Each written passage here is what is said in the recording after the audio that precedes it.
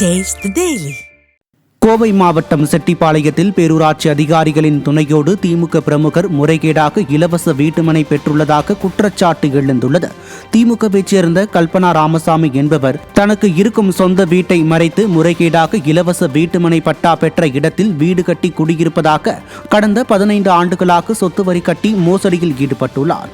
இது தொடர்பாக ஆதாரங்களை திரட்டிய ஐயப்பன் என்பவரை திமுக பிரமுகர் மிரட்டியுள்ளார்.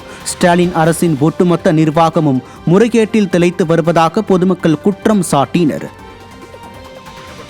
முன்னாள் கவுன்சிலர் கல்பனா ராமசாமி அவைதான் இந்த இடத்துக்கு சொந்தக்காரர்.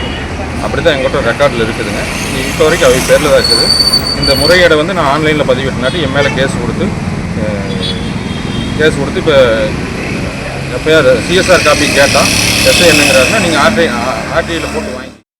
தேனி மாவட்டம் ஆண்டிப்பட்டியில் திமுக எம்எல்ஏ மகாராஜனுக்கு கண்டனம் தெரிவித்து திமுக எம்பி தங்க தமிழ்ச்செல்வனின் ஆதரவாளர்கள் போஸ்டர்கள் ஒட்டியிருப்பது கோஷ்டி மோதல் சந்தித்திருக்கிறது. ஆண்டிப்பட்டியில் அரசு சார்பில் வெற்று விளம்பரத்திற்காக நடத்தப்பட்ட மருத்துவ முகாமில் எம்பி தங்க தமிழ்ச்செல்வனும் திமுக எம்எல்ஏ மகாராஜனும் மேடையில் நேருக்கு நேர் மோதிக்கொண்டனர். இதன் எதிரொலியாக திமுக எம்எல்ஏவுக்கு எதிராக திமுக எம்பி ஆதரவாளர்கள் போஸ்டர் ஒட்டியுள்ளனர். தனது சொந்த கட்சியில் உள்ள கோஷ்டி மோதல் பிரச்சனைகளை கூட தீர்க்க முடியாத ஸ்டாலின் தான் மக்களின் பிரச்சனைகளை தீர்க்கப் போகிறாரா என பொதுமக்கள் கேள்வி எழுப்பியுள்ளனர்.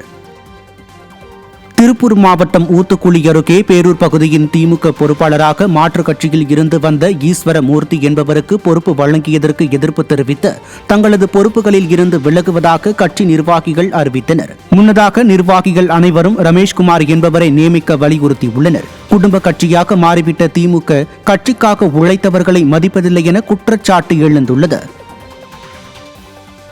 திண்டுக்கல் அரசு மருத்துவமனைக்கு பிரசவத்திற்கு சென்ற மனைவியை குடும்ப கட்டுப்பாடு செய்ய கட்டாயப்படுத்துவதாக அவரது கணவர் குற்றம் சாட்டியுள்ளார். சுக்காவழியை சேர்ந்த ஜெயலட்சுமிக்கு 3வது ஆண் குழந்தை பிறந்துள்ள நிலையில் குடும்ப கட்டுப்பாடு செய்தால்தான் வீட்டிற்கு அனுப்புவோம் என மருத்துவர்கள் கட்டாயப்படுத்தியதாக தெரிகிறது.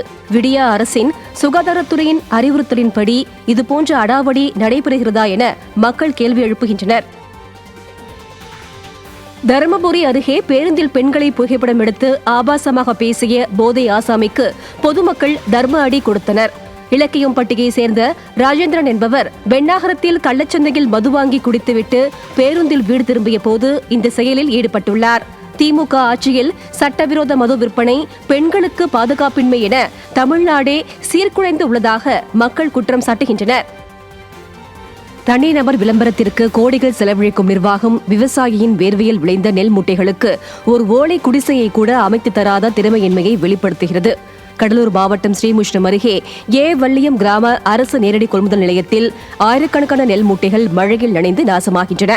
இந்நிலையில் விவசாயிகள் நலனில் அக்கறையற்ற ஸ்டாலின் நிர்வாகம் தங்களுக்கு வேண்டியவர்களிடமிருந்து மட்டும் நெல் கொள்முதல் செய்வதாகவும் மற்றவர்களிடமிருந்து வாங்க மறுப்பதாகவும் குற்றம் சாட்டப்படுகிறது.